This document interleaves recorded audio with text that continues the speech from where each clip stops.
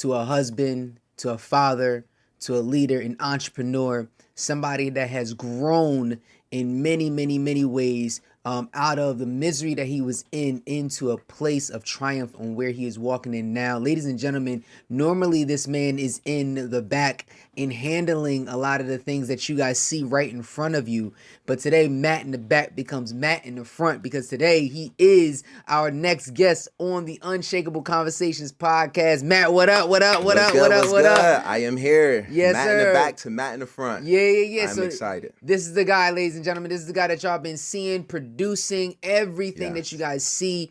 And if anybody, needs his services, you know what I'm saying, hit your boy up. All right. But today we are going to, Matt, we're going to talk about you. We're going to talk about a couple different things, right? We definitely going to pray that we bless somebody with your testimony and some of the other topics that we have endured over the past couple of weeks, but first and foremost, before we get into all of that, before we got into camera work and visuals and things in that nature, who is Matthew Cooley from Camden, New Jersey? Yes. So for those who don't know, my name is Matthew Cooley. I am from Camden, New Jersey. Fast forward today, I am a businessman. I'm an entrepreneur. I run a company called Cool HD Films, a multimedia company. First and foremost, I should have said this first, but I am a child of God. I'm a husband, a father of 4. So many different things about me. So yes, I grew up in the streets of Camden. I started off as a musician. You want me to go right into it? Yeah, go right into it. Let's go. So you guys know Camden, that's a place. I'm interrupting this video just for a quick second to remind you guys to go ahead and because I know you probably haven't just yet, but it really, really does help the algorithm and helps our channel grow. So go ahead and comment, subscribe, and send it to somebody that you love right now. Okay, back to the show. Of poverty, a place where it's not a lot of big names and things that come out of there. So one of the things for me to escape, not being a product of my environment, I tapped into music. Use your gift to make the shift, That's right. So one of the things that was real dear to me was creativity. So music was the big thing. I started off at the age of 15. I grind hard for 9 years straight, all the way till I was 24 years old. At 24 years old, that's when I kind of found my rhythm. I tapped into my bag. I found my flow right there. Yeah. That's when I was at the peak. So when I say I was at my peak at that time, I had thousands of followers. Right.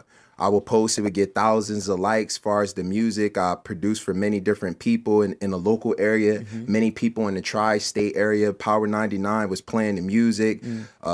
Thousands and millions of views on YouTube. Everywhere you could think. I was on World Star at the time, and just so many things. Have you ever heard of Dat Piff? Yeah. It was like a mixtape website. Yep. I would drop on Dat Piff my mixtapes and stuff like that. So just to backtrack for me, and you can stop me and ask me questions at any different point if I go through it. You flow right now.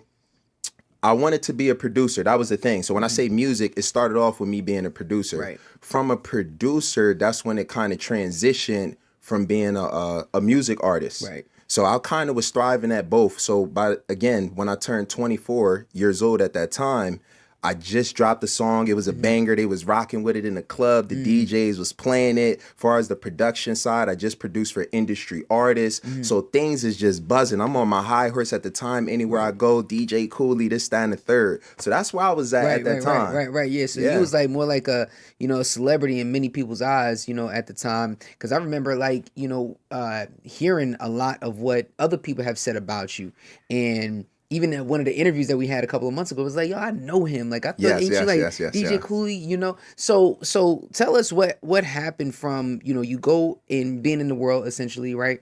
And then you got all this fame, you got all this popularity, and then you leave it alone, right? So what was the transition? What was going through your mind? What was happening? Why was God speaking to you or whatever? What was going on in that time? Yeah, so basically in a nutshell, my testimony is that I was looking for love and acceptance in all the wrong places, So one of the things that I really grew in love, I had to let that go. So the thing that I loved the most, I became actually very good at, was the thing that I had to transition and let go. So you say this popular line, I had to trade in my career for my what? Calling. Come on now. Exactly. I listen to you when you talk. Come on now. I hold them in. So that's basically in a nutshell. That's what happened to me. So at that time, right? So I'm doing music. I'm at the top of my peak. I had a great conversation with somebody. and they began ministering to me, sharing about Jesus, the gospels and stuff, and it really hit home for me. And they was telling me, but the music you doing, man, I really think that that's something that you should give up. But I knew God was calling me at that time. So now look, this is a year prior to me being in my prime. So I would say this happened when I was 23 years old. Okay. And I was going to church and stuff. I was, I guess seeking God. I don't know. I would just say I was going to church. So I tried to make the shift in my life, but it was hard because I was still doing the same thing. Right. So at that time, fast forward, I'm driving to work. So fast forward from that time, a year later, I'm driving to work. I was working at that time trying to, hustling, just making sure I'm making music making money from every aspect, from the music, from this, that, and the third, because I was always big on investing into myself in order to thrive. You get what I'm saying? Right. So I'm driving to work. I hear a voice clear as day say, the way that you're going, you're going to leave me forever. Wow. And I'm looking like, man, I knew it wasn't my own thoughts.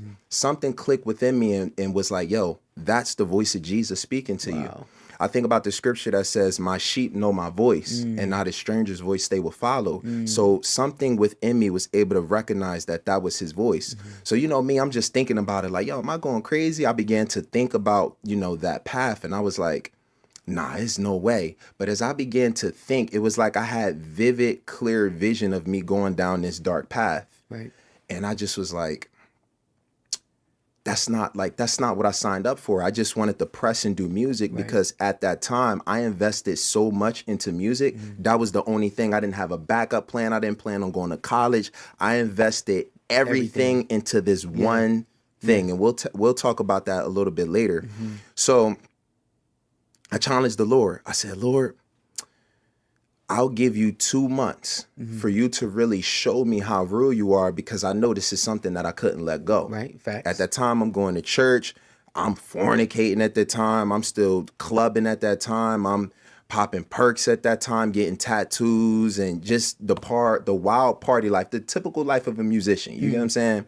And that was just me. But this is me still trying to go to church and make the change. So in essence, I was stuck between two different places. One side of me, I wanted to do good and wanted to do better and wanted to include God. The other side completely contradicted that. That was the part where everything you built up, you in your prime, you've built up this image, and you get what I'm saying? Fully committing to God and doing this. The two can't go together, So eventually I had to make the choice. So in that moment, I said, all right, Lord, if you show me how real you are in this 2-month span, then boom, I don't even know. It's funny because when I gave that 2 months, I never really thought that God was going to show me how real he was. In my mind, I'm like, yo, I'm headed to the top. I'm going to use this so when believers and people come to me, I can use this as an excuse. Like, no, I sought God with everything. I read the Bible. I did this, that, and the third. And they couldn't use this against me. That's not of God. Right. You get what I'm saying? Did you ever think that maybe God was using music through you in a different way once you start to make that transition? In other words, do you feel that you were a different type of instrument that he wanted to use in your life? I would say definitely. Not in a way today, but at that time, I began to really try to do better. I tried to began to be faithful, in my relationships. I tried to, my relationship, with my wife, which was currently my girl at that time. I stopped using profanity and stuff like that. I would give like a lot more encouragements and stuff. So I was being, I'll say, a little light. I was being a little light. Yeah. Facts. So for somebody out there right now that's like listening, what were some of the lessons that you had to learn in that transition? Did you get pushback from people? Like when you start transitioning over, like, oh, you're not going into the clubs no more. You're not making music no more. You're not doing this stuff no more. So what was that like if you're leaving this world of popularity and then coming into a world of faith? Like, So talk. Maybe you have been enjoying what you've been watching so far, but guess what? This only happens with your support. This only goes to another level with your support. Welcome to the Unshakable Studio. As you guys can see some of the background on what we've been producing over the past couple of months, and actually the last couple of years, on where we have grown. We went from, in my house and in my studio at home to now actually producing something of quality to help you guys see a great visual, but also enjoy a great conversation. Now, we want to take this thing to another level. In order to take it to another level, we need your help. So we're asking that you guys maybe consider go ahead and donate into our Cash App, our Venmo, or even joining our Patreon for as little as $5 a month to keep this thing going so that we can keep blessing you guys with great conversations, more intel, more insight that help you in your personal life and professional life go to another level. With that being said, go ahead and like, subscribe, comment, but also more importantly, help us grow, help us get to the next level by making this nation unshakable. Talk to us or whatever on how that transition was playing out. So around that time, remember, I gave God 2 months. I didn't tell nobody what was going on. Facts. Because I know people would think I was crazy. I know people wouldn't agree with it and stuff like that, because the whole city was behind me at that time. It was like, they just was like, you know what? We're getting behind him because we see that he could potentially be the doorway to open it up, and it'll make room for us, which was very rare in the city of Camden. Right. So during that time, again, people wasn't in agreement with it. People would, that's something that people wasn't in agreement with, right? So let me just backtrack. So at the time, again, right, I'm seeking the Lord in this 2 months. God is showing me how real he is at this time. So I'm praying, I'm reading my word and stuff like that. And then God is just, the more I seek him, the more I pray, the more that I just get into his presence and learn more about him, the more I become aware of how real he is. So during this time, I listen, when I did music, I had mad videos and music in the cut, so I could just keep pushing out and get low and nobody would know it. So they're thinking that I'm active, but behind the scenes, I'm really becoming a different person, understanding who God is. So fast forward to the 2 months when I was really fully convinced that God was real. That's when I made the announcement. It was like, listen, this is what's going on. I made that announcement with a testimony. So to answer your question, was people in agreement with it? Some people was like, we're proud of you and stuff like that. A lot of people that was really leaning on me, they wasn't the most fond of that decision. They wasn't the most happiest because my decision impacted other people. It just didn't impact the city as a whole, because if you grind out, you could raise up another one. Right. But people were directly affected by that decision. We talking about studio time, people I was doing graphics for, beats for, mixtapes, a lot of stuff that was in the works. I let all of that go. Wow. So in the middle of all of that, right, you got, of course, your family, your wife, kids, what was how was their feeling? Like, you're leaving this, and then also touch on, you said that you gave God 2 months, right? I always find it funny when we want to give God like a timetable and stuff. If you do this tonight, if you show me how real you is tonight, I'll follow you. And so real quick, let's touch on that for a second, right? Because oftentimes people do that. People like, God, you got 1 week. You got 1 hour to show yourself, right? And then what happens if he don't show up? That is crazy right there. So me personally, I would suggest don't do that. The Bible says don't test the Lord your God. Me personally, I believe God was being humble. You get what I'm saying? He was literally meeting me where I was at that time. He was calling me. I didn't know. But see, one of the things I would say that I did that was different was, we give God ultimatums, but we don't change. We want God to do all the work. So we say, God, if you do this tonight, or if you show me how real you are, but you're not willing to put in the work to study, to show yourself approved. You're not willing to humble yourself, to seek and find and ask. You understand what I'm saying? You're not willing to put the things away that's causing you to be separated from God. So that was one of the biggest things that I would say that God gave me the grace to do. Now, I'll say this as well. Sometimes in doing things for so many years, it builds up bad habit. So it's hard for you to just do that. But I'll share this, even more than just the time frame. I really want you guys to take this out of the testimony.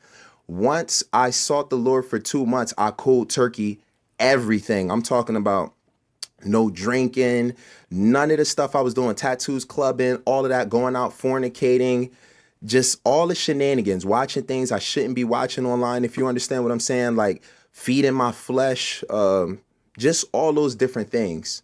Because God empowered me. I'm talking about even social media, music, and everything. God empowered me not to do those things. So that's the bigger question that I would encourage people to ask God. Lord, if you're really real, Lord, empower me as I seek you. The things that's causing me to be drawn away from you, empower me to let those things go so that I can draw closer to you. Does it make sense? Yes, absolutely. Because there's a change that you have to make in order to really get the results, like anything. Right. You got to do something. You got to do something, right? Faith without works is dead. So in this process, right? Because I'm just trying to grasp it, for the audience as well too. Because there's somebody out there right now that is on they're battling back and forth. They got one foot in, one foot out. Yes. They hot or they not hot nor cold right now. They real lukewarmish. Yeah. Okay. Which the Bible sits there and says or whatever that if you lukewarm, pretty much Jesus is gonna spit you out, right? What's the encouragement, for the young man or the young woman that wants to be like, they're pulled so much into the world that they're so comfortable in that they don't see anything else, right? They don't see, because you said somebody came to you and started ministering to you, right? But what if somebody doesn't come to them in a sense, right? And I'm pretty sure that God is going to always send people. But what happens when the blinders are on for this particular person and they're going down these dark roads, right? And for the person, and they may need to hear this. Maybe it's not a minister that ministers to them directly in person, but maybe it's something like this. Absolutely. I would say that God has created each and every one of you that's listening with a purpose. It's not a coincidence that you were created literally at this point in time. You could have been created in ancient times, Greek times, somewhere in the future where, I don't know, your best friend might be a robot or something. I know that sounds crazy, but just the way times is moving, you don't know. Yeah. But you were created literally for such a time as this. And everybody has that question within to say, hey, why am I really here? And everybody has a void that they're trying to fill, whether it's the love and acceptance part that we were talking about.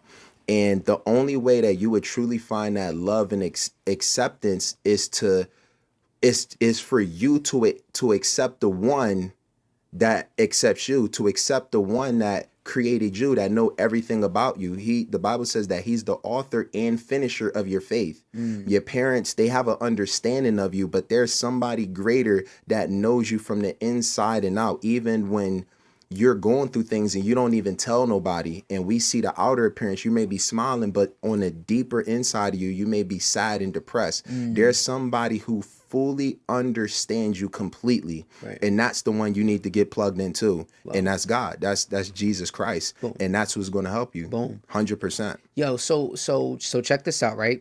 Right now, I'm not talking to the young people. I'm not talking to any, I'm talking in general, right? Matter of fact, let me get specific.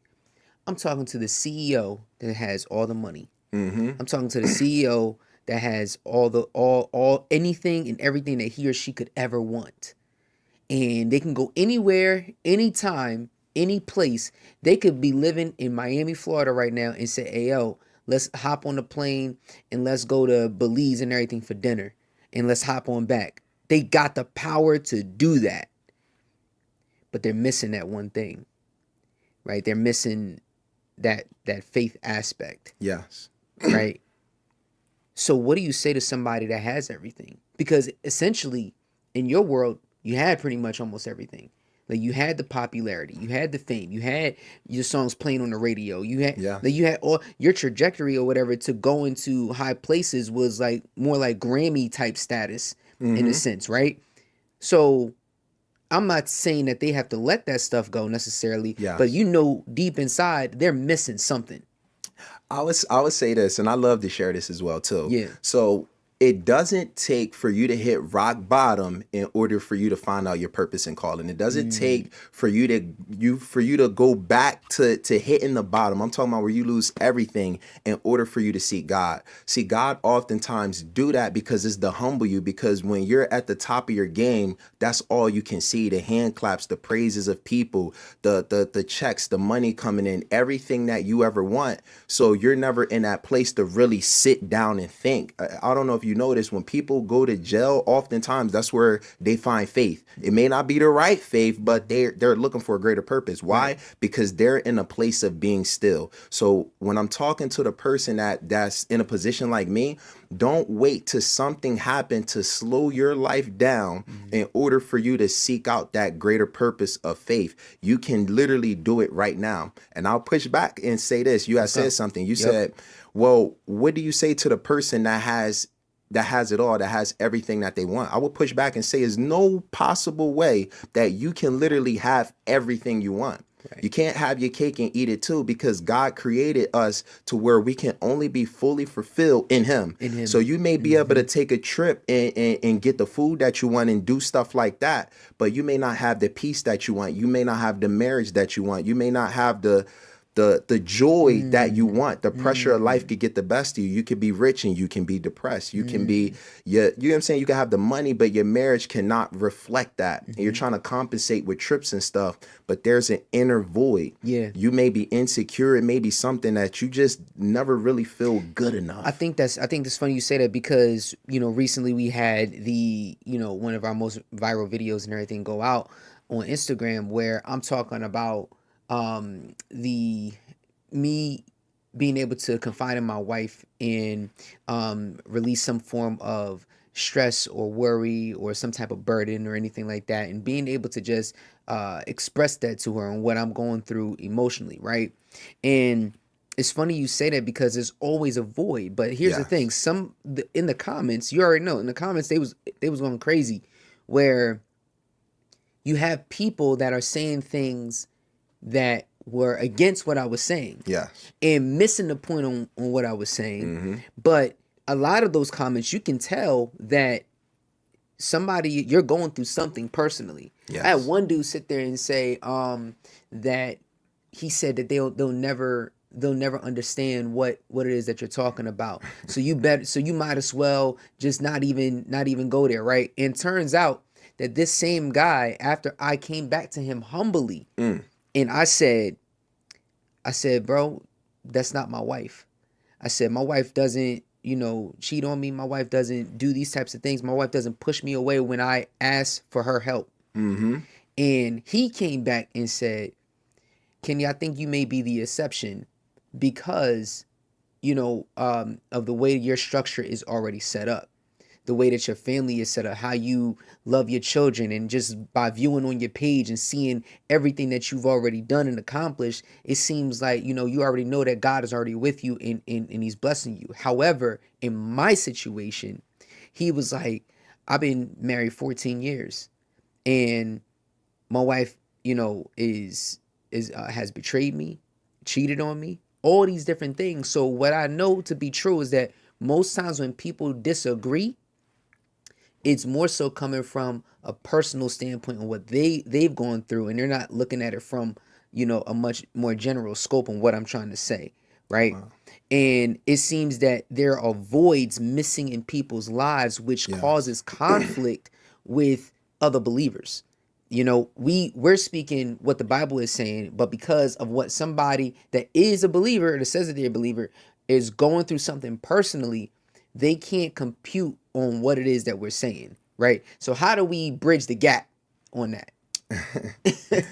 I mean, again, there has to be a greater resource, a source of power, something in your marriage. Other than that, you're left to figure out what works best for you. Right. You get what I'm saying? Meaning that society may say this, YouTube channels may say this, books may say this, but there has to be a common denominator. Like there has to be a common ground in your marriage. Because if she believes this way and you believe this way, it's going to be at odds. So he said something key. He said the structure, the way that your house is structured and the way things are set up, that's where the success is. So what I get is there's two people walking in agreement. You know, there's a scripture that says, how can two walk together lest they be agreed? Right. Now you both agreed to get married, but that's just the beginning part. Now, what else do you agree with outside of we want to spend the rest of our life with each other? Because that's not going to be enough to hold you over. So for us, we use the Bible because I may feel one way, she may feel another way, but we say, hey, this is going to be our common ground. We believe this is the way God has set it up. We believe that he is the originator and the author of marriage. He's the one that said it's a good thing, and we're going to follow his rules. We're going to let go of what we think, and we're going to be agreed here. Right.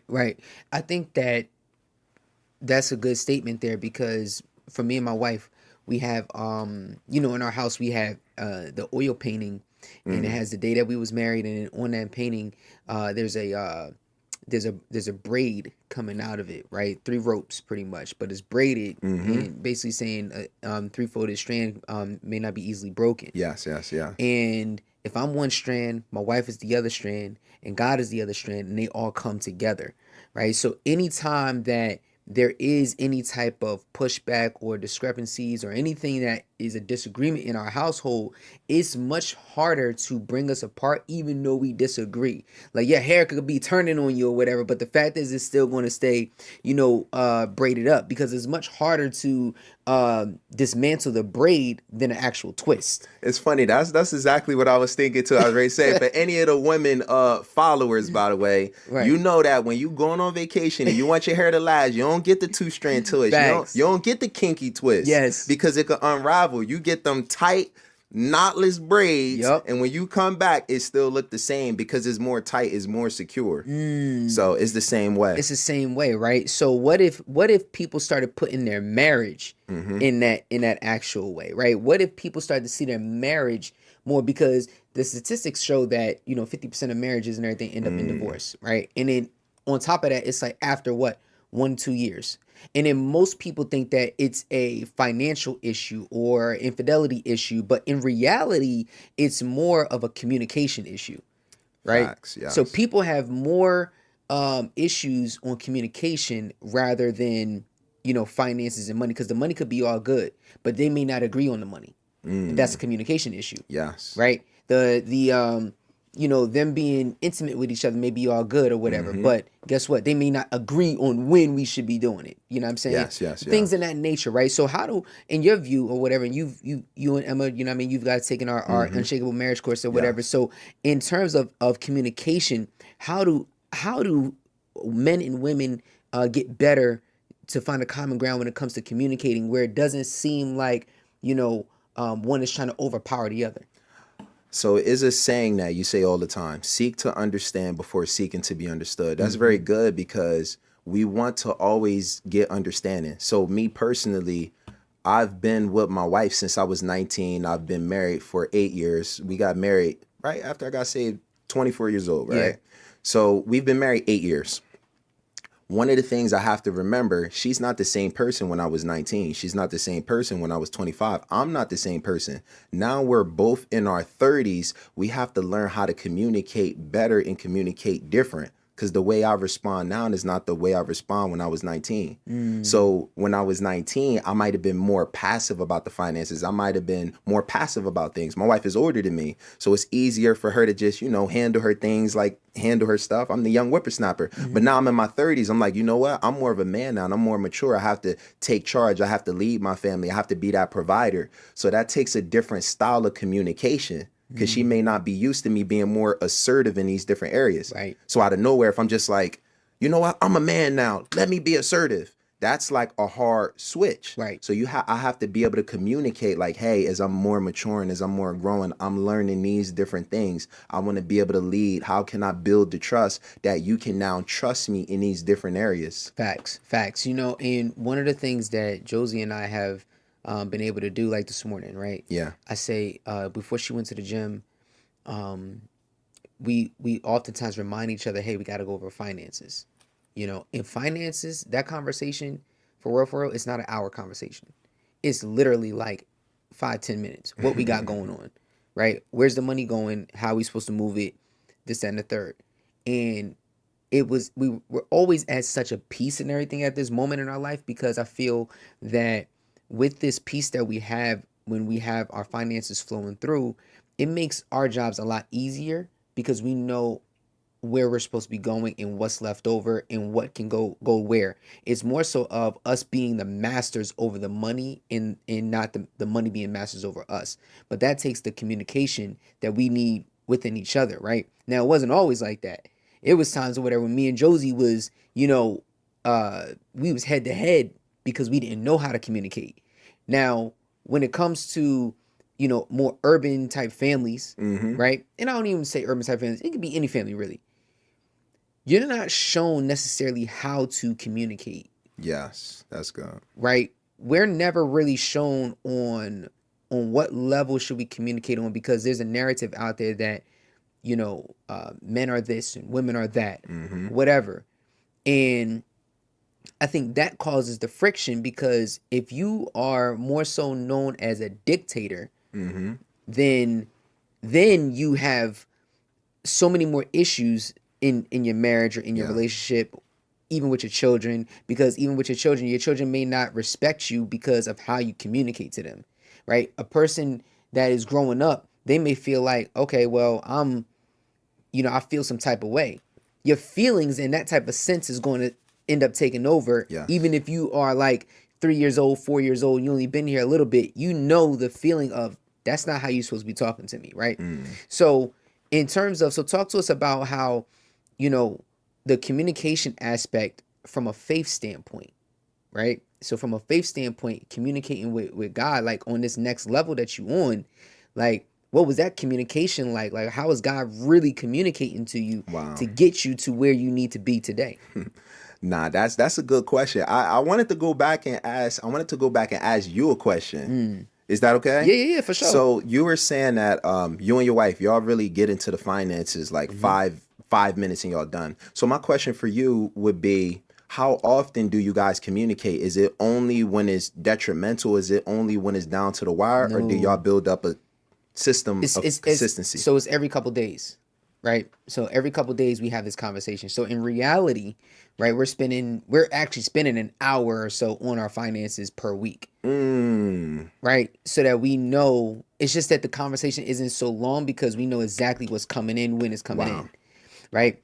On top of that, of course, we got the QuickBooks now, which makes things a little bit easier and everything for us because we see where the money is going and everything is labeled and organized, right? So I'm more of what you call a protagonist, right? And a protagonist is somebody that is, well organized in that sense, right? So I took this thing 16personalities.com. If y'all need to go ahead and get y'all joints right, go ahead and get that right. Yes, sir. But my whole thing was with Josie and I, how it started to work, how it started to flow. It started with a piece of paper. Yes.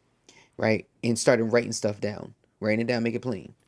And when we start writing it down, making it plain, we start seeing where the money is going. Because before, we would get money and we would be getting like a good amount of money, and it's like, well, where's the money going? Where's it flowing? And we just paying stuff, or we just buying stuff. And now it's at a point where, okay, let's hold on a second. What needs to be paid? What's the top priority? What's the miscellaneous? Right? What do the kids need? What are those things? What's left over? Right? The priorities, the tithe, the property tax, the mortgage, all of that stuff, top priority, insurance, blah blah blah.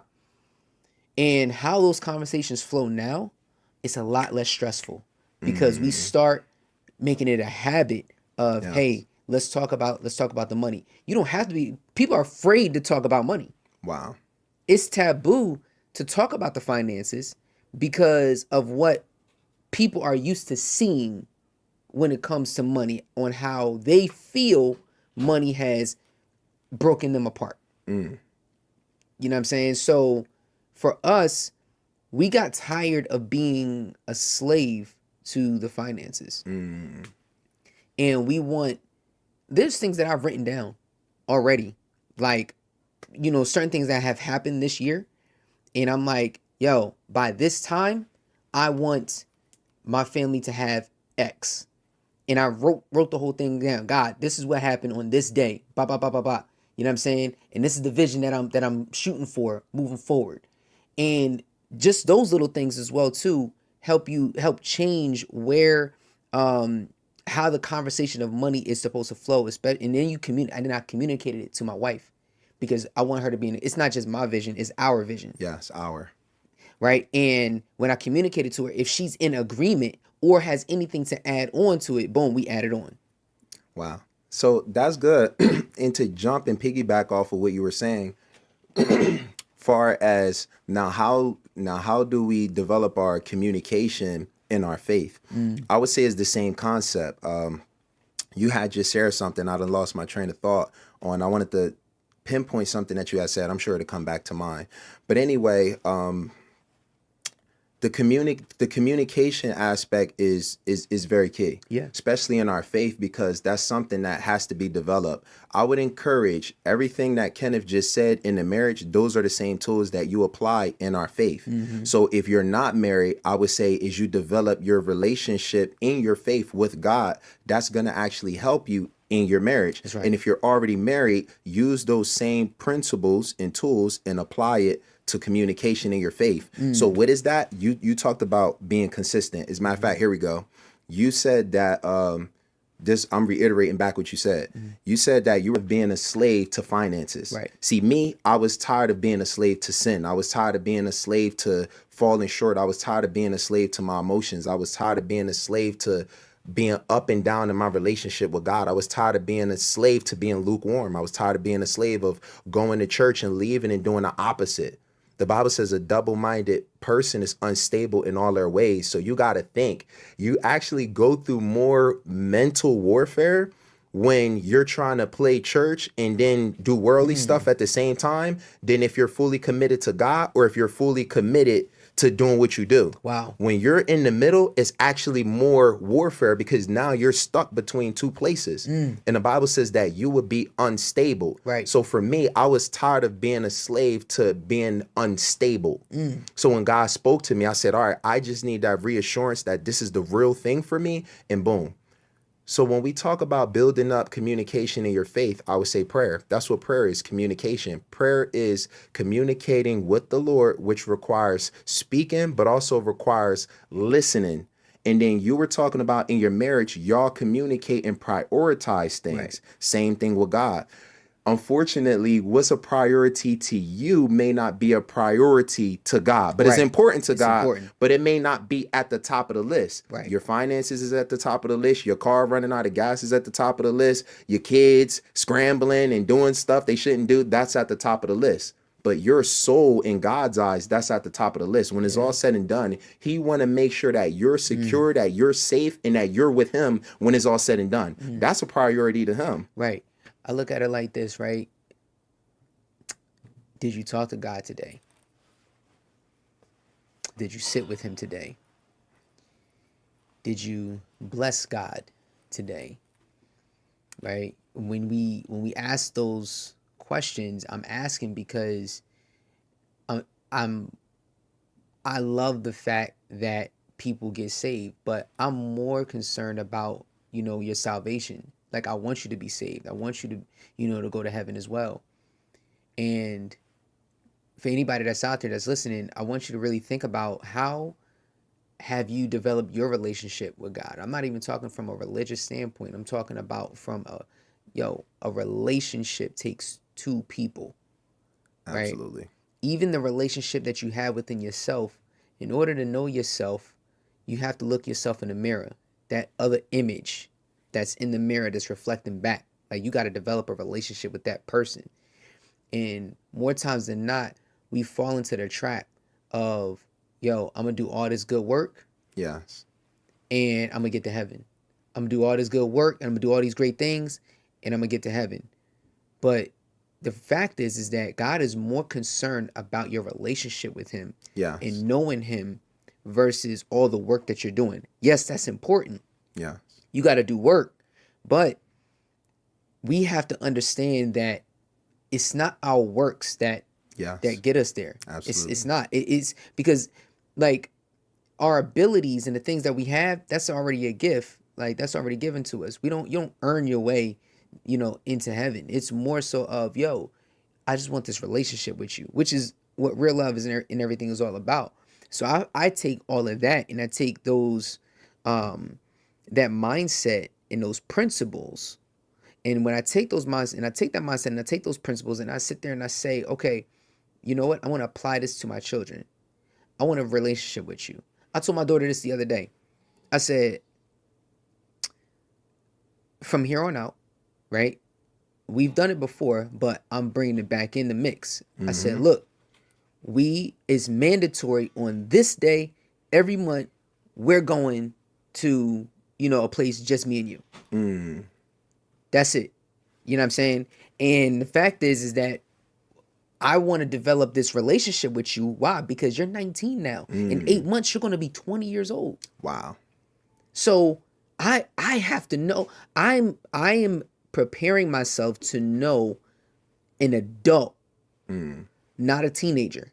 Wow. So now that you are growing into this next stage of your life, then we got to have different types of conversations. I'm not talking to a child. I'm talking to a grown adult with more responsibility and more things on our plate, where we may have more in common because you have grown to this next level. Wow. Nah, that's good right there. Being able to make the adjustments with the conversation. Right. The same thing in your relationship with God, like you're saying, building up your faith. It may not be as deep as somebody who's communicating all the time, but you have to start somewhere. Usually when we first start communicating, is more like you more talk about your wants and your needs, and it's more about you. But then as you continually develop, like any relationship, it's like, all right, well, what do you think about? Because like you said, it takes two. And you said something about the salvation thing, which is key. Is I look at it like a marriage. That's when the work actually began. It's no work that you have to put in. A marriage is just two people just saying yes. Yeah. But after the two people say yes, that's when the work actually began. But you knowing that you're married now, you're sealed in that marriage. But now the work begins. And in the marriage with God, He's always saying yes to you. Yeah. It's up to you. Are you ready to stop dotting around? Like, are you ready to commit? Are you ready to be faithful? Are you ready to get off the gram and all of that type of stuff and be fully committed? He's already ready and He's waiting. It's the same type of thing. Wow. So after that, you make that commitment. That's when the work actually begins. Right. But it's not the work that you have to put in order for the marriage. You get what I'm saying? Facts. I look at someone like recently I seen someone, I think in Black China. Yes. Right. And I seen her give her life to the Lord, and I didn't even notice or whatever, but she had, I guess, gave her life to the Lord maybe a year ago or something like that. Right. And we just now kind of really seeing that, all the things and all the changes that she's doing. And she was getting rid of a lot of the tattoos and the things that she got when she was young and when she was in the world and that she didn't know about, right? And it's crazy because she's of a huge influence in the world. And I can just see a lot of young girls sitting there seeing like, wow, like, why is Black China going from ratchet, to, having this faith in her? Like, what exactly is that, right? And it's funny how God works, right? Yes. It's funny how God works. Sometimes God could take somebody that's at like the top, that has massive influence, right? Yes. And then break them down, no matter how much money they got, no matter where they at, no matter what they've done in the world, it don't matter. Because at the end of the day, the Bible says that every knee shall bow, right? And He could take somebody with 14, 15 million followers, and I would say a vast majority of that, because this person changed their mindset. Like, what's the boy name? Oh man. What, tattoos all over his face? John. Yeah, John. Come on. Yeah. John Gabbana. Yeah, Gabbana. Like Bunk. Gang. Yeah. Same thing.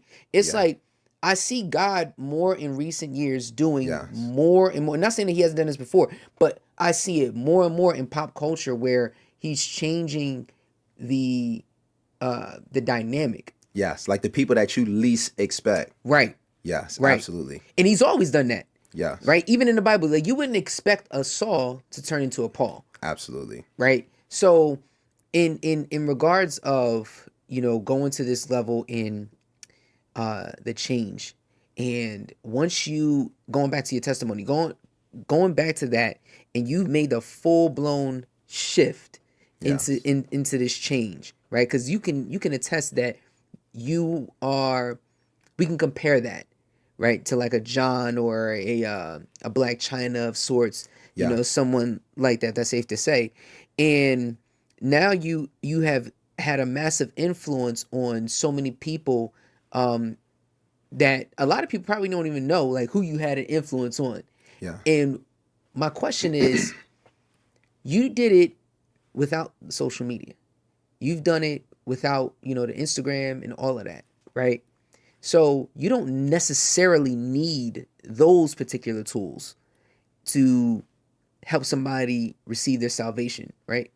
Yeah, absolutely. I would even go back and say this to just finalize the point of the testimony, because remember, we were talking about how you don't have to hit rock bottom. And then, the Lord came to me when I was at the top of my game. Right. Now, there's a scripture that says, when you hear God's voice, don't harden your heart like you did when you was being rebellious. You get what I'm saying? So when a lot of people is hearing God's voice, right? Celebrities, people that you see all over the place. Now it's up to them to respond. We want God to respond, do the work, pick us up, but you have to choose. It's a free will thing. He's not putting you in a headlock like, yo, you better be saved right now. Like you my Right, son, right, like right, you better right. do what I tell you to do. He not like that. Right. He give, like any good parent, he teach you, he show you, and then he let you make the decision that you want to, that you need to make, right? Right. So during this time where God was showing me how real he was, right? Showing me different things, prayers being answered, and I'm being fully convinced, right? There was a time where after the 2 months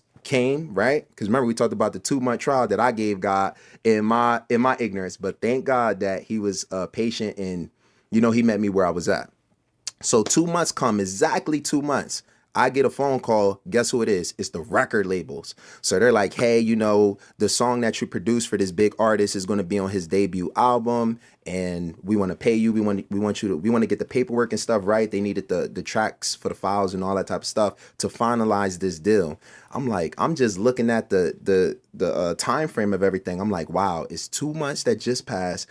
The thing that I've always wanted is literally right here. And it's like, wow. So I have God being real right here. And then I have the labels and everything that I've always wanted. Them calling me and, me building more connections and getting that industry check, this, that, and the third. And I said this, I said, Lord, this is just me, right? This is my exact words. Lord, this is the dumbest decision I'm ever going to make. But Lord, I choose you. I told God that the dumbest decision I'm ever going to make, but God, I'm going to choose you. Fast forward today, it was the best decision that I ever had to make. Wow. Now I share that to share this point. See, God showed me how real he was, and that's when I really had to make a choice. See, me saying, God, I give you 2 months. That wasn't me making a choice. That was me. That was God bringing awareness. That was the initial conversation. But then after he showed me how real he was, he said, hey, now you get to pick and choose. And I was able to choose with a clear conscience. So sometimes even when you hit rock bottom, that's not really the test when you go to God. The test is when God bring you back up to where you was at, if not further. How are you going to respond? Are you still going to have a yes? Can you give God a yes when he pick you up from rock bottom? Or do you only have a yes when, you get what I'm saying? When you're at the rock bottom, you can only give him a yes there, but not when you're up. So, Wow. I'll talk about I have many rock bottom moments, yes. right? And I look at those moments, and as you're talking, I look at those moments and I'm like, man, God, how many times was I at rock bottom and I didn't listen? How many times was I at rock bottom and you just kept me, Yes. right? You kept me close. You kept me like right here. And one of the rock bottom moments was when, I was in a position that I don't think no man would ever want to be in. And that was the position of when I had a child, raised her for 2 years, and then found out that that child wasn't mine. Now, I grew up in the church, but at the time I wasn't going to church. And it's like, could that been a moment where God was like, I'm trying to get your attention, right? There's been many moments where God has stripped things away from me Yes. just to get my attention. And I would sit here and deny him because I wanted to do what I wanted to do. Yeah. Right. And at this moment where I found out that she wasn't mine, dog, that's like the biggest gut punch in the world that no man wants to go through. Absolutely. Right. Especially if you're somebody who is a loving father. Like no man wants to sit here and go through that. So the day that I found out that you know, my daughter wasn't biologically mine, it was like everything stopped. The world stopped. Dance stopped. Wow. Everything was just like, you know what? Like, and as I reflect back on it, I realize how good God is. So let me paint the picture for you real quick. Right. And I got a question for you after that. I bet. So check this out. So on January 24th, this is around 2008, I found out that the little girl that I was raising, right, that I thought that was my daughter, wasn't my daughter. She was not biologically mine, right? I'm married at the time as well too. So when I'm married at the time, you know, I find out on January 24th. And I found out when I was teaching the dance class. And I get home and everything was just like, my world was just going upside down. I told my ex-wife, you know, don't come home. Because if you came home that night, I may not be here doing this podcast. Right? It was that real for me. Wow. Right? And when I found that stuff out, my life was just flashing before my eyes. Like, why me? Wow. Why did I go through this? Why did I have to go through this? What was the issue in God? Why did you tell me, or why did you pull this away from me? I feel like I'm doing what I'm supposed to be doing. Yes. I'm doing a lot of great things, you know. No, I'm not. No, I'm not perfect. No, Yes. I'm not the best. You know what I'm saying? And yeah, I have my flaws. And I have my flaws even inside that marriage. Yeah. But I didn't deserve this, right? And this is what I'm telling God. Like, I'm angry at God right now, right? Yes. So I believe that all things work for the greater good. Yes. Fast forward 17 years later. Now, on January 24th, it's a different day. That used to be a day of sorrow. That used to be a day of pain. That used to be a day of, dang, like I lost, it's my kid. Yes. Right? Josie was pregnant with our fifth child, Hezekiah, and she was going to get induced. She said they want to induce me on January 24th. And she was like, are you cool with that? Like, I know what that day is for you. Like, we can either go the day before, we could go the day after. I said, nope. I said, if it's January 24th, then let it be so. Whatever God wants to do. Now, this is me having peace with God and everything at this point. This is me having peace with the fact that it already happened. Right? There's nothing that I could do to change it. Yes. But God was sitting there saying, Kenny, because of what I put you through, right, I want to use that. Because there are people out there right now that are going through things that on a day that they will never forget. But I'm telling you right now, on that day that you will never forget, give it time. God will sit there and bring it full circle, right? And on January 24th, now my son Hezekiah was born. My final child was born, right? Wow. And that day is no longer a day of reckoning, a day of sorrow, a day of, destruction. It's a day of peace, joy, rebirth, right? Like it's a day of where the Bible talks about, in Isaiah 66, where Jerusalem is going to, birth a thing that they're not even going to feel the birth pains of it. It's going to happen so quick that the birth pains is not even going to be in effect. And that's what I felt. Yeah. So what I'm saying is that there are people out there that are going to feel some form of pain in their life. But when you give your life to God, when you see yourself at that rock bottom space and you still trust him, watch him bring it back full circle and change the game for you. Wow, nah, that's good. That was going to be my question. What happens? What do you say to the person that's kind of doing good, that's kind of saying, you know what, I hear what Matt is saying, and boom, they press towards that, but then they get into a situation like you in their journey of doing good. How do we encourage that type of person? Yeah, I would say this, right? You ever, it's funny. I was watching a interview with Michael Parsons, and he brought this up. And it was funny because he said, you ever see the dude that ain't got no job get like the flyest girl? Mm-hmm.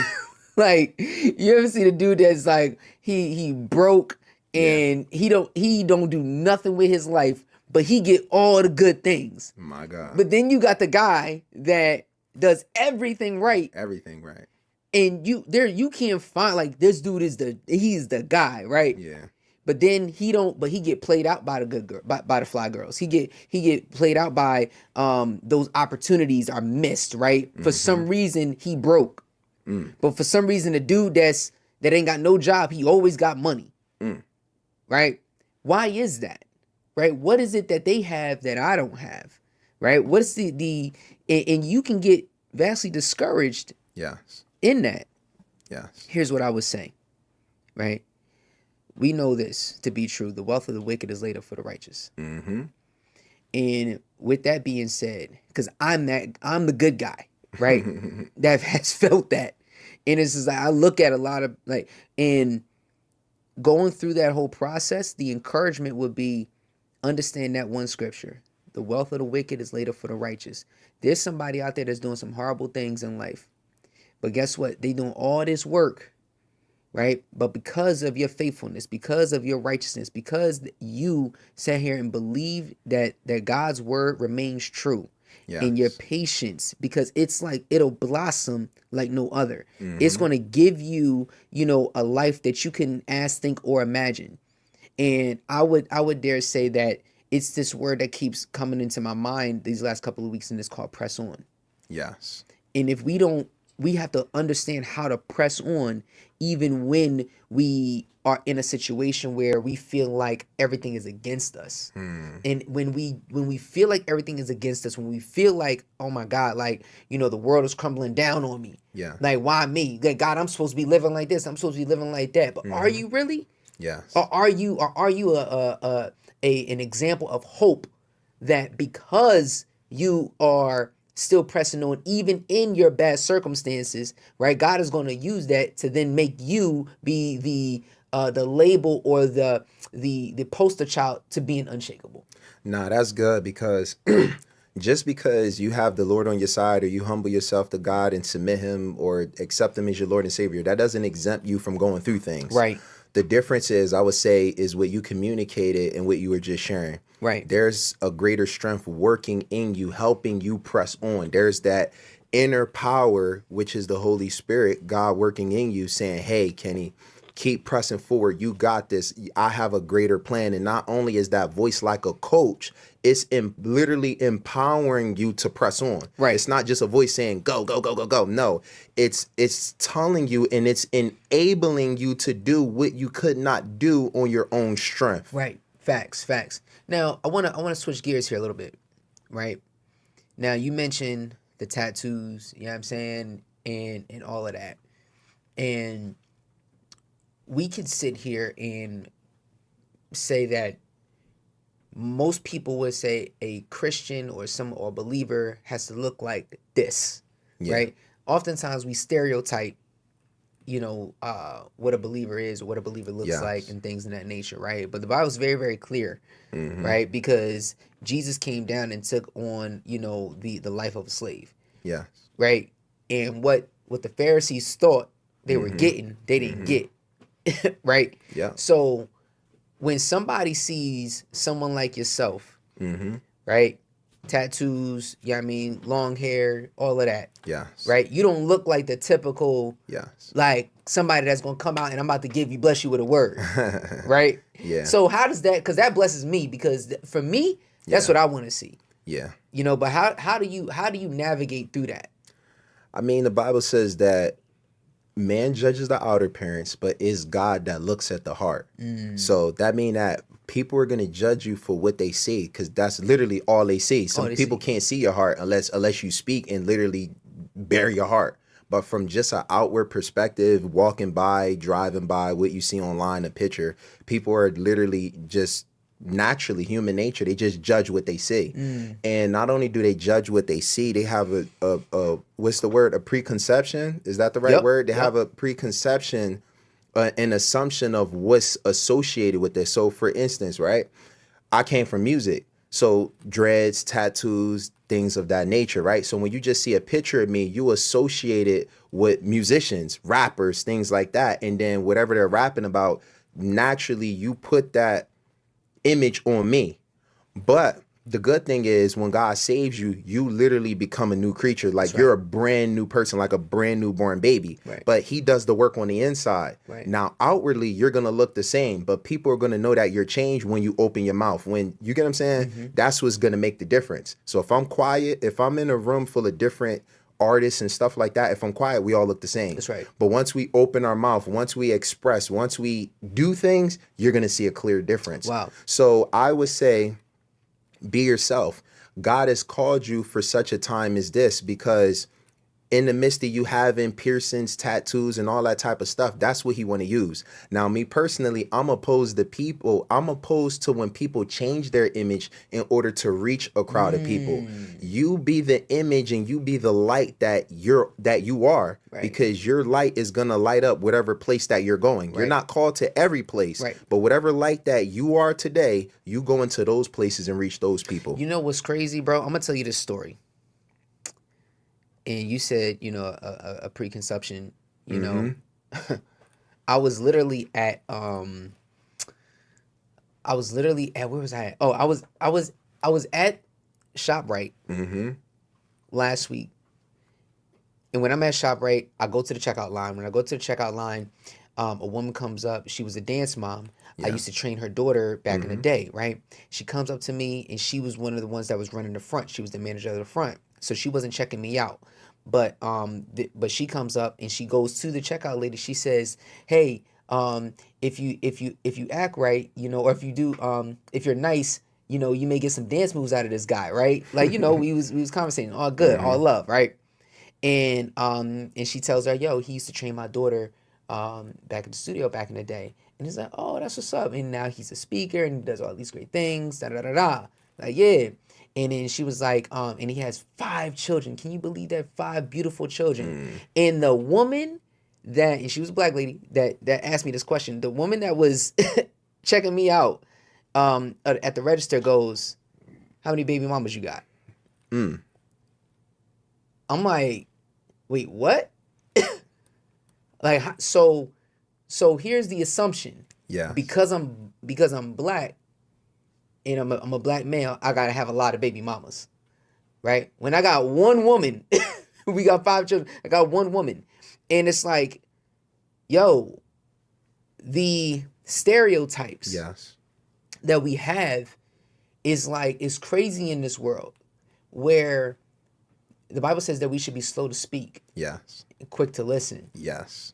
Like, the fact that even comes up in your mind as the first thing that you say to somebody is crazy. That's like me saying, "Well, how many baby dads you got?"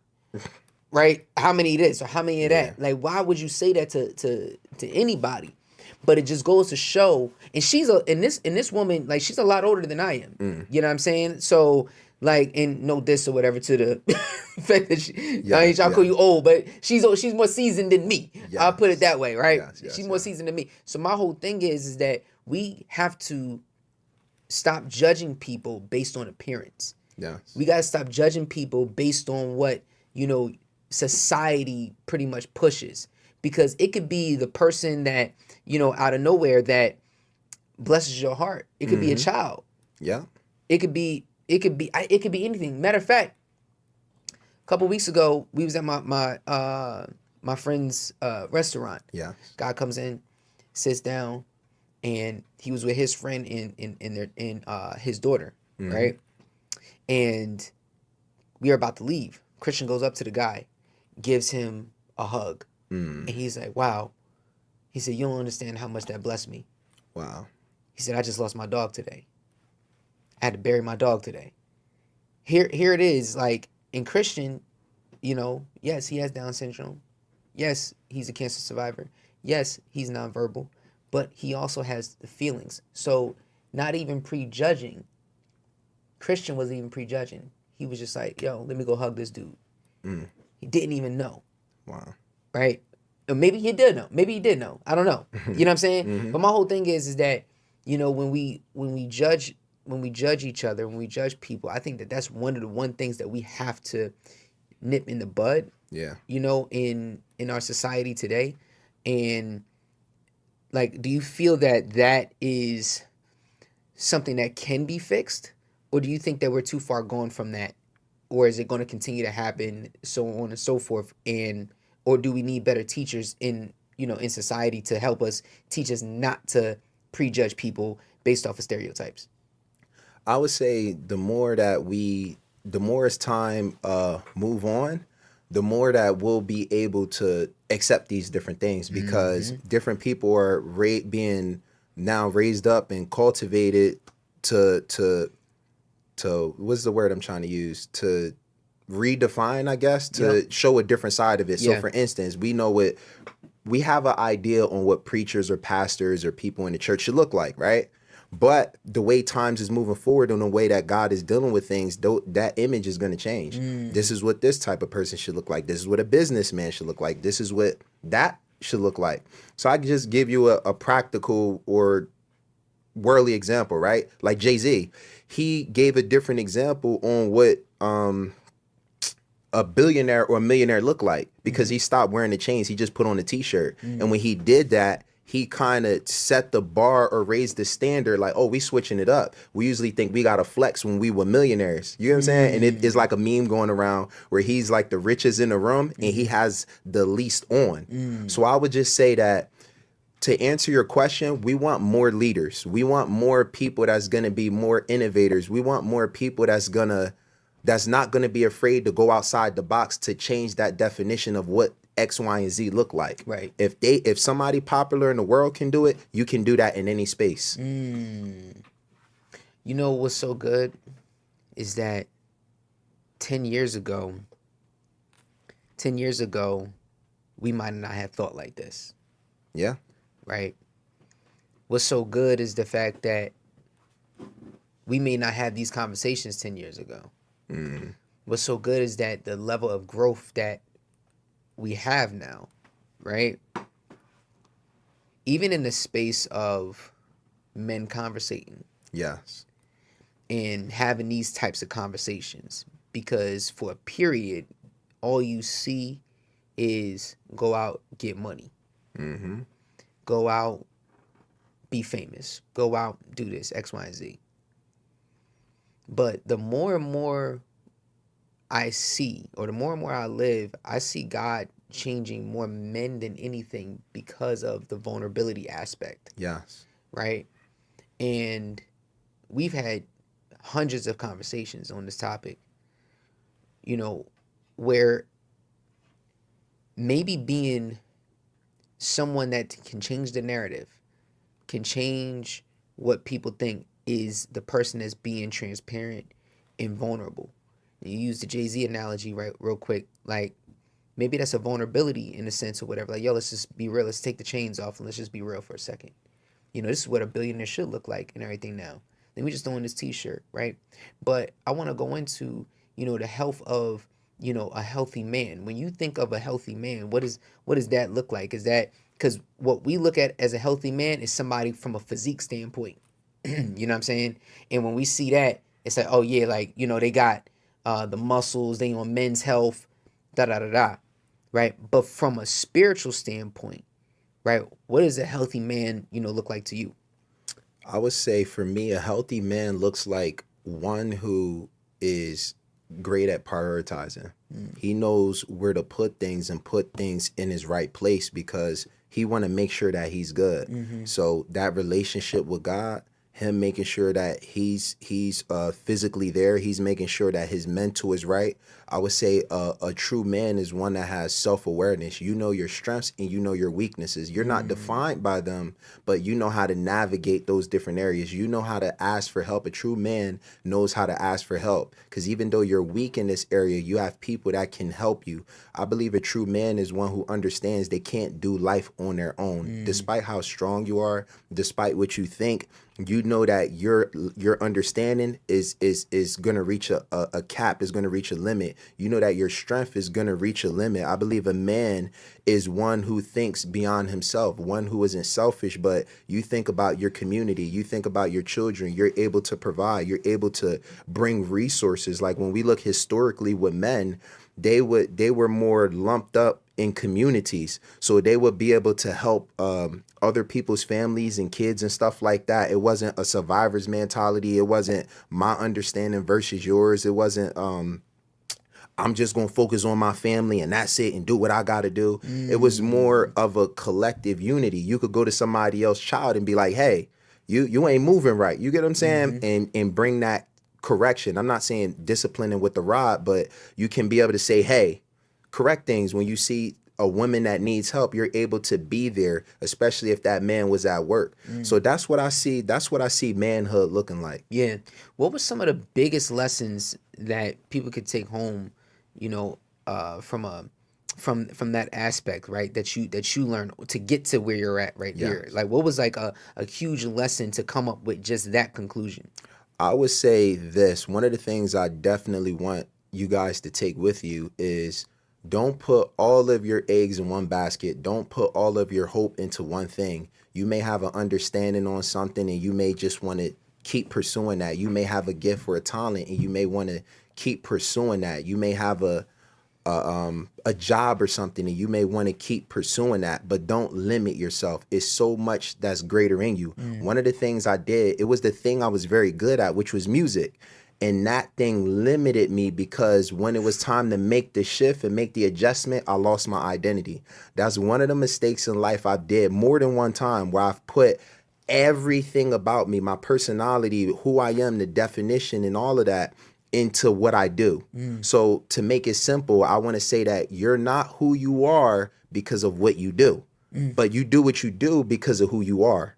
Wow. But in order to do what you do because of who you are, you have to know who you are. And I would even go a step further to say that you have to know whose you are. Because when it's time to adjust, you won't feel like, I got to give all this type of stuff up. I got to trade in everything I worked hard for 20 years. No, you're building on family, which is just as important. You're building in financial wealth and literacy, which is just as important. You have other many gifts and callings that you have. You can speak to people. You can use this to help other kids. You're great at mentoring. You're great at all these different things. But because you're seeing a measure of success in one area, you neglect these areas. Let everything that you were created to do work together for the good. You know, when you say that, I look at it like this. Your greatest gift has yet to be revealed. Yes. Your greatest gift has not even been displayed to the world yet. And the reason why it hasn't been displayed to the world yet is because somewhere along the line, you're not willing to sacrifice where you're at right now and put your flesh under submission because you're comfortable in a position that satisfies your current situation. And it's not until you become uncomfortable that you become unshakable. Yes. Right? It's not till you become uncomfortable to where you become undeniable. Right? It's not to where you become uncomfortable to where you start loving unconditional. Right? And when we say, and when we go to that next level and say, you know what? It's time to be uncomfortable. Like, I have to do this. My gifts have to be pulled out of me. I cannot die full. I must die empty. So if that is the case, like, I've got to do everything in my power to sit there and say, you know what? I'm stopping this cold turkey. No longer am I going to, cheat. No longer am I going to do drugs. No longer am I going to fornicate. No longer am I going to steal. No longer am I going to lie. No longer am I going to do the things that, got me here, quote unquote, right? Because what got me here ain't going to get me there. Yes. Right? Those things got you materialistic things that are now dead. Yes. Because once you've bought it, it decreases in value. But once you buy the truth, you sell it not. You buy the truth, you sell it not. Why? Because of the value of it. The value of the truth, you cannot sell that, right? You buy it and you sell it not. So I would say that in a world on where we are living today, men, women, it's time to be so uncomfortable that, this is tough to say, it may split families. It may split dreams. It may split desires that are not of God. Right? It may split certain things, but it has an ultimate reward. And this is a heavy thing to say. Is there ultimate reward at the end? But there's going to be people that you can't talk to no more. There's going to be things that you can't do no more. There's going to be a life that you just can't live anymore. The question is are you willing to take on this challenge? Are you ready to do hard things so that you can receive in the end? Right? And it's not saying, like, I'm not talking about like a Santa Claus type of thing. Like, hey, if you do this good or whatever, then boom, like, you're going to get some presents at the end. No. What I'm talking about is far, far deeper than some fairy tale. I'm talking about something that is going to be everlasting. Ages upon ages, upon ages, upon ages, upon ages. Something that doesn't end. Cars get made all the time. Yes. Houses get made all the time. Right? Money gets printed every single day. But what you can't buy is the eternity, right? Of where you go. Like, I'm trying to go to that next level. You know what I'm saying? Yeah. So, Matt, if you want to speak on that as we end it off soon. Yeah. Absolutely. See, some of us, we've reached the top level. We've reached the top level to where we've been trying to get to. And like you're saying, we've got comfortable there. And you're crying out to go to the next level. You're crying out to press a step forward. But when you press a step forward, you now become the bottom of that level. Right. So if you're at level 9 and you're seeking to go to level 10, you have to go up that level and be willing to go to the bottom of a new place, a new level, a new place, and to begin to grow there. Yeah. See, me, I had two choices when you hear my testimony. I had to either press forward and learn something new, because remember, the music is something that I gave up. Or the other option was to go back to the music, because that was the only thing I knew. I knew nothing else. Right. So I was in that middle place of being uncomfortable. I was at the bottom of a new level. So I didn't want to go back. The only option was to go forward. But moving forward was very uncomfortable. Moving forward, I had to relearn who I was, my identity. I had to learn who God was. I had to learn what are things I like outside of music. What is it like to go a day without music? What other hobbies do I like? I had to rediscover myself, which was very uncomfortable. But in taking that time, it helped me discover I love to share with people. I love to coach people. I love to mentor people. I love to share, empower people, and things like that. I didn't realize I was even this great at speaking because I was so shy to even speak in front of people. I just used my voice for music. But once you cut that beat off, I was in fear and trembling. But I didn't realize I have a desire for people to want to change. I have a desire for people to understand that they have a greater purpose in all of this stuff. Even the gifts and talents that you do have, it's not made for just selfish reasons. Now, God may use it for to provide for you, because the Bible says your gift make room for you and bring you before great people. That's right. But everything that God is giving you is to help somebody else. It's for you to be a light and for you to bring transformation. For you, when you go in the room, what changes when you walk into the room? Is everything the same? Does people get hyped? Do people get quiet? What happens? But you wouldn't understand that until you make that adjustment and you become that light. Right. So now, so what's the first step that somebody has to do, right? In order to get to this change, let's just say somebody, all right, cool, they trading their career for they calling. What's step number one? What am I doing? trading in their career for their calling, what's step number one? I would say the reason that you even asked that question, not you, but the viewer, the reason that you're even asking this question is because something on the inside is calling you. You feel dissatisfied. Is a discontentment there. Right. So that's step number one. You have to have that discontentment because you're not going to want to change if you're comfortable. Something has to push you to want to change. So acknowledging that you need change is number one. What's step number two? Pursuing what is that change exactly? Do you feel like God is calling you? Do you feel like another job is calling you? Do you feel like finances is calling you? Do you feel like you want to be a greater husband? Do you feel like you want to be a mentor? Like, what is the thing that's calling you? Because the challenge becomes you may want to be a mentor, but you're working a corporate job making great money. But something about when you're with the kids, something about you just helping young children and helping them grow and understand life and give an identity, you feel more fulfilled there. So that's step two. What makes you feel fulfilled when you do that very thing? Right. Wow. Being able to identify that. And then I would add on step number three. Right. Once you've, finished step number two and you got the fulfillment going on. Yeah. Now it's time to attack. Yeah. Right. You got to attack it. Be strategic. Yeah. Strategy is key. Like, we have to make sure that we have a firm foundation in what we're about to embark on. Yeah. If we don't have this foundation, if we don't have these things, then guess what? Then there's going to be a house that's going to keep getting knocked down and knocked down and knocked down all the time. I'll give you an example, right? Just the other day, my house got tested. My house got tested the other day. There was a storm that hit my house, and it hit the entire, not just my house, but it hit the entire area that we live in. And not only that, did it hit the entire area that we live in, what ended up happening was the tree fell down and grazed my house. Now, this is a super, super solid point on why I'm saying this right here. Yes. Because once you change, and once you decide to make a move, expect some trembling to come through. Yes.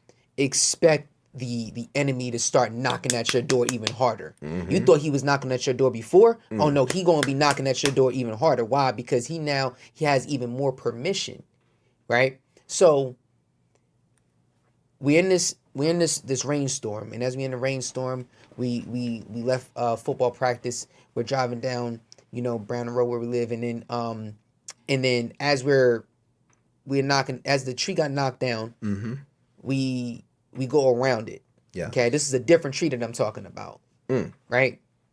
Sign number one. Yeah. Something is coming down. Okay, boom. We go around, we get to our house, and when we get to our house, we pull up into the driveway, and the oak tree that's in my backyard ends up like literally on the side of my house. You ever been so close to some form of impact that it just grazed your skin? That's how it was. Like so like where you got some burns, but you're not affected heavy. Yeah. Where somebody may have been shot, but they only got a flesh wound. Yeah. Right? It didn't actually go deep in. You may have, so the tree falls onto my SUV, busts up a window. Hold up. So you were there? No. I wasn't there when it happened. Got you. I showed up to it. I pulled up to it. Okay. Right? Now here's what I'm going to say, right? I pulled up to it and I saw that was going down. And what was so crazy is that it messed my roof up a little bit. It messed a corner piece of the siding in my house to where it penetrated the house and put a hole inside the garage, of the back of the garage, right? And then the entire tree fell down between my truck and where my garage is at. And it busted the window out of my SUV. Wow. So what did I do? Was I upset? Absolutely, I was upset. Yeah. Why? I wasn't upset at God. I was upset at the fact that I got to clean this up. See, a lot of times we get upset because of, God, why are you doing this? Yeah. The devil doing this and blah, blah, blah, blah, blah. I was more upset at the fact that, Well, praise God, ain't nobody get hurt. Yes. But I got to clean this up now. Yeah. Right? Sometimes the enemy will sit there and do petty stuff just to sit there and see your reaction, to see how you're going to do. To try and sit there and be like, God, see, I told you they was going to do this. God, I told you they was going to do that. I told you they was like that. Right? But sometimes God will sit here and give the enemy permission to go ahead and test you. Yeah. Right? And I'm sitting here, I'm like, man, you know what? Praise God that we had the finances and everything to go ahead and flip it around. And within less than 24 hours, everything was fixed. Like it never even happened. Right? So, yeah, your house is going to get tested. But it's because of the firm foundation that I have with God that I was able to take that on and say, all right, let me call a couple companies up and get an estimate. Boom. And here's how God, here's the crazy part. I looked up this one company, 5-star rating. They came out within 45 minutes of me calling them, gave me a quote, and they was like, look, we can do it for this price. I said, you know what? That's a great price because I know for a fact or whatever, this big old tree, any other company probably cost me a couple $1,000s. This company, nope. Boom. And he was like, yo, I had the crew out here in 45 minutes. Came out in 45 minutes, they had that thing cleaned up in an hour and 15. My point is this, is that don't be intimidated by the storm. Yes. Don't be intimidated by what type of storms come into your life. If you have a firm foundation, then you can sit here and clean up anything at any given time. Yes, it may take a little bit more time. Yes, it's going to take a little bit more money. Yes, you did not plan for it, but we should always be prepared for the disasters that come into our life. Why? Because guess what? They're going to happen, but they're only going to you're only going to fail at it if you don't have the foundation that you have. Wow. Nah, that's good because everything that is gonna anything that can try you, talking about there we go. You know, whatever you believe in, because we touched on a lot. We talked about believing in your calling and pressing forth and things like that. If it's a true calling, then it's always gonna point back to you doing it no matter what. Does that make sense? Right. So what is the thing that makes you want to get out of bed and keep going? What is the thing that if a storm come, despite it all, you're still going to want to keep doing it, even if it's a bad day? Yeah. Because everything that could be tested, it will be tested. And everything that will be shaken will be shaken. And even if it's a gift or a calling or something that you're supposed to do, it's times where a bad enough storm could hit and you're going to want to give up. Yeah. But see, that's where we learn perseverance. And I want to tip my hat to you and say good job, because even though that storm hit, let me ask you this, was all the houses around you affected, or was your house the only one affected? Only mine. See, your house was the only one that was affected in that instance, but I find it interesting and not a coincidence that your book is called Nobody's Gonna Save You, Leading Through a Storm. So a storm came and you still had to literally lead through that, because you still had a meeting the next day. We still got the podcast and this, that, and the third. So you still had to press on even when hardship came, even when a setback came, you still had to press forward. Yeah. So I find that like not just a general testing, but a personal testing. Yeah. Because that's what you share, leading and overcoming bad storms. Absolutely. And you had a literal experience where you had to overcome a storm that hit you literally, not metaphorically. Yeah, absolutely. And that's the thing. Storms are going to hit every single day. Yes. We have to understand that. Like, I don't think anybody can go, if it's possible. It's possible to go a full day without anything bad happening. But it's very rare, because you're going to get upset. You're going to get, angry at some point. But I would dare say that it is when you have that calmness in you, Yes. that patience, that perseverance, all of that, those are valuable tools to overcoming any storm. Yes. Your house can be falling apart, but because your foundation spiritually is strong, it may get trampled on, it may get hit, it may even get penetrated to a certain point. Wow. But even if it falls down, God can always raise a new one. Because the foundation remains there. Wow. You know what I'm saying? So it's like, from a dance perspective, I've retired from dance. I still dance. I still Yeah. get down. Why? Because I want to make sure that my foundation is still intact. I'm not working on new moves. I could if I really wanted to, if I apply myself to do it. But the fact is that I'm just making sure that my foundation is clean. And the reason why I'm making sure my foundation is clean is because guess what? Somebody's going to need this foundation. Wow. Somebody's going to need the foundation that I have. So I make sure that my foundation is always tight, no matter what. Like, I could teach, they can come up with their own new moves. They can be their own unique self. Yeah. They don't need me to teach them new moves. They only need me to teach them the foundation. Wow. That's good. Amen. And then turning pain into purpose. Absolutely. So. Absolutely. Brother, listen, man, this has been an awesome, awesome conversation. Now, before we chop it down, before we let it go, I need you to tell the people, you know what I'm saying? Like, number one, like, what is something that you want to leave them with that's going to help them and elevate them to being unshakable? Yes, I would say this, and this is the statement I was going to make, and I'll end with it. Turn your pain into purpose. Everything that you've been through, don't blame God, don't blame somebody else, don't even blame yourself. You get what I'm saying? You take everything that happened in your life, turn it into a life lesson. They say that we turn L's into lessons because everything that you went through is all going to work together for the good. Now you can now help somebody. Now you can now prevent a situation because of what you didn't learn or because you might have been hard-headed at that time. Now you can turn that to a W. Your L's can be turned into W's. So from L's to lessons to W's for somebody else.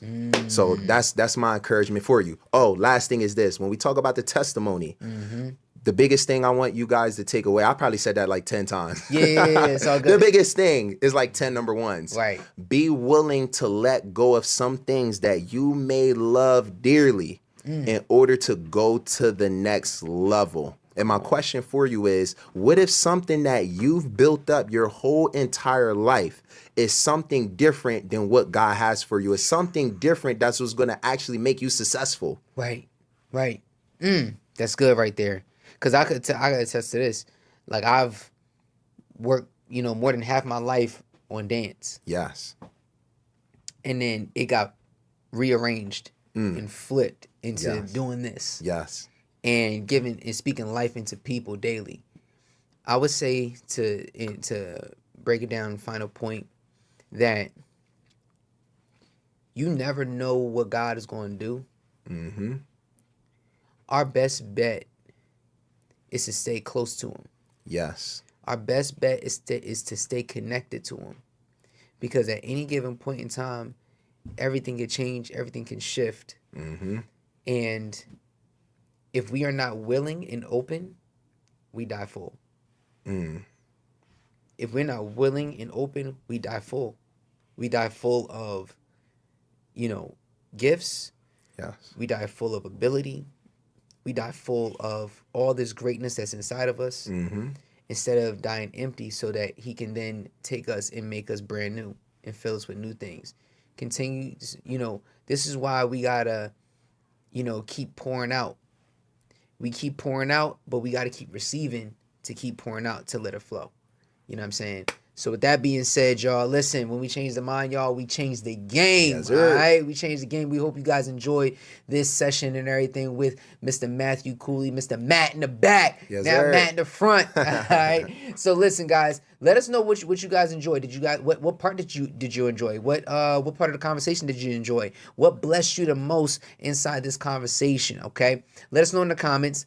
Put it below, all of that. Share this with your mama, your daddy, your uncle, your auntie, your grandma, your grandpa, abuela, abuelo. Share with everybody, okay? Because guess what? We change our lives one day at a time, all right? When we change the mind, y'all, we change the game. Yes, sir. We'll talk to y'all later. Peace.